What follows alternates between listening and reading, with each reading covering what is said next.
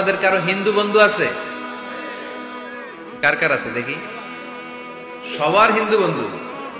ঘটনা কি? এলাকার নাম কি? ও দেবদুয়ার।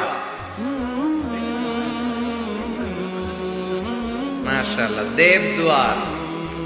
হিন্দু ভাইদেরকে আমরা অনেক ভালোবাসি। আজকে এয়ারপোর্টে, ঢাকা এয়ারপোর্টে অনেক লোক আমাকে ঘিরে ধরেছে। সবার কথা হচ্ছে ইউটিউবে হুজুর আপনারা দেখি। আপনারা দেখছেন নাকি ইউটিউবে? দেখেছি তো। এক হিন্দু আসছে, এসে কানে কানে বলে, হুজুর আমি হিন্দু, আমি আপনার আলোচনা শুনি, আমি আপনার সাথে একটা ছবি তুলতে চাই। কেন? বলতেছে এটা স্মৃতি হিসেবে রাখতে চাই। তো এটা আমাদের সৌভাগ্য, ঠিক কিনা? হিন্দুরা যদি আমাদের মাহফিলে আসে, এদেরকে জায়গা করে দিবেন, খাওয়ার ব্যবস্থা করে দিবেন।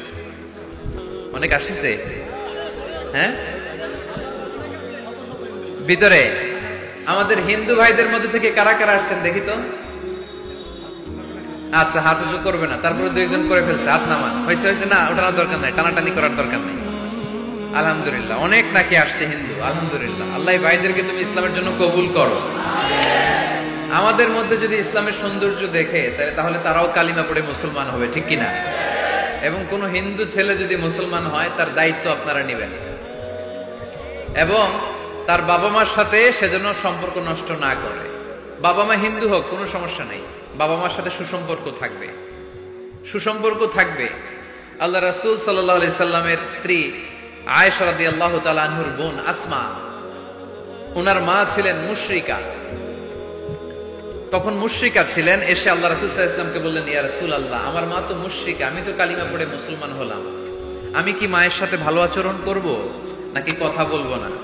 বিষ্ণু সাল্লাল্লাহু আলাইহি ওয়াসাল্লাম বললেন, খবরদার, সিলিহা, হোক মুশরিক হোক কাফের, সে তোমার মা। লাউ কাতা'তা জিলদাক, যদি তোমার চামড়া কেটে মাকে পায়ের জুতা বানিয়ে দাও, ওই যে এক ঢোক দুধ খেয়েছিলা, ওই এক ঢোক দুধের শোধ আদায় হবে না। খবরদার, মায়ের সাথে ভালো আচরণ করো। তো কোন হিন্দু ভাই যদি মুসলমান হন, কোনো অসুবিধা নাই, আপনার আব্বা আম্মার সাথে সুসম্পর্ক রাখবেন, আত্মীয়দের সাথে সুসম্পর্ক রাখবেন। তবে মুসলমানদের মধ্যে থেকে যারা আপনারা পয়সাওয়ালা, ফ্যাক্টরির মালিক, বিজনেসের মালিক, তাকে কর্মসংস্থানের ব্যবস্থা করে দিবেন। We have to extend hour helping hand to him. সাহায্যের হাত বাড়িয়ে দেওয়ার দরকার আছে না নাই? এজন্য তাদেরকে নিয়ে আসবেন বেশি। আমরা চাই আমাদের ইসলামের কথা শুনে, ইসলামের সৌন্দর্য দেখে, বিউটি দেখে তারাও কালিমা পড়ে মুসলমান হোক, ঠিক কিনা? তাদের সাথে প্রথম যেই কথাটা তাদেরকে শোনাবেন, সেই কথাটার নাম হচ্ছে আর রাব্বানিয়া। ইসলাম সম্পর্কে প্রথম যে কথা, ইসলামের প্রথম বৈশিষ্ট্যের নাম হচ্ছে আর রাব্বানিয়া।